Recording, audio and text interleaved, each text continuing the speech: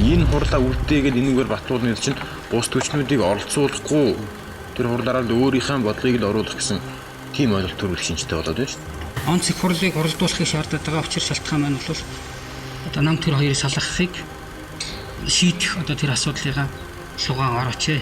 Эх орныгоо хөгжлийг ганц хоногоорч гэсэн саатуулахгүй байхын тулд гадаад дотоод улс төрийн нөхцөл байдал аваад үзсэн ч гэсэн бид нар бол хоорондоо маргах зөх цаг биш ерөөс өөрчлөлтийг шуурх халах цаг. Энэ бол Монголын ард түмний хувь заяатай холбоотой.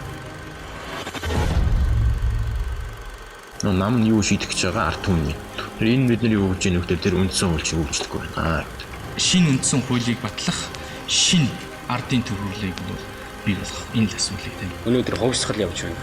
Ардчилсан хувьсгал явж байна. нийт ард түмний санал хураалт явуулж болно шүү дээ.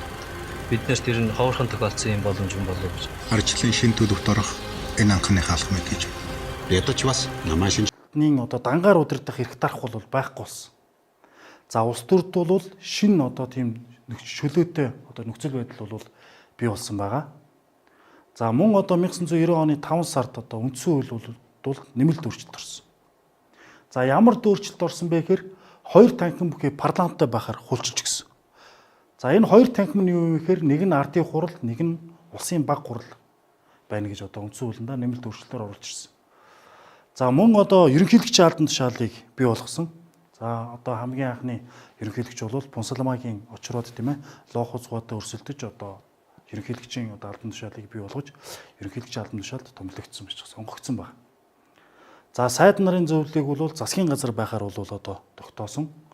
За мөн одоо 1990 оны 7 сарын 29-нд анхны одоо чөлөөт ийм ардчилсан сонгуульд явагдаж одоо үр дүнд нь бол олон намын тогтолцоотой ийм ус болж өөрчлөгдсөн байгаа. За энд бол багш та бүхэнд бол энэ үндсэн хуулийн заалтыг бас харуулж байна. За өнөөдөр бид нар бол тийм ээ улсынхаа тусгаар тогтнол бүрэн эрхт байдал баттган бөхжүүлж хүний эрх хэрэгжүүлээ шударга ёсыг бэхжүүлэх талаар одоо чамгүй ололт амжилттай одоо ингэж ажиллаж чамгүй одоо үр дүнд хүрсэн. Гэвч биднэрт одоо цаашд одоо сайжруулах ийм зүйл бол бас байна. Өөрөөр хэлэх юм бол яг өнөөдөр бид нар хүмүүнлэг энэ иргэний ардчилсан нийгмийг зохистой хөгжүүлэхийн зорилготой хүрч чадсан эсвэг тийм ээ. Энийг одоо үнэлж дүгнэх. За хэрвээ хүрч чадаагүй бол цаашид одоо сайжруулах ийм гарц гаргалгааг одоо болцож боловсруулах ийм одоо асуудал бол хурцаар бас тавигдж байна.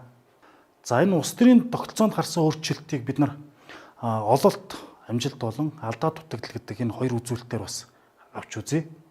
За ямар ололт амжилт бий болсон бэ гэхээр Монгол улс бол ардчлалын замаар одоо эргэлж буцалтыг одоо замнаж байна.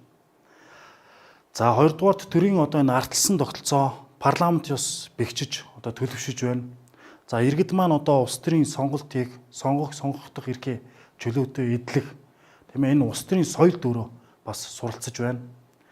За одоо харамсалтай ч гэдэг юм уу энэ ямар алдаа дутагдал байна вэ гэхээр сонгуулийн хууль докторгүй байна.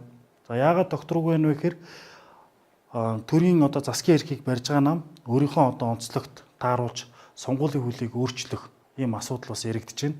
Энд бол мэдээж олон түмэн бол маш их дургууталтай одоо ингэж хүлээж авч байна.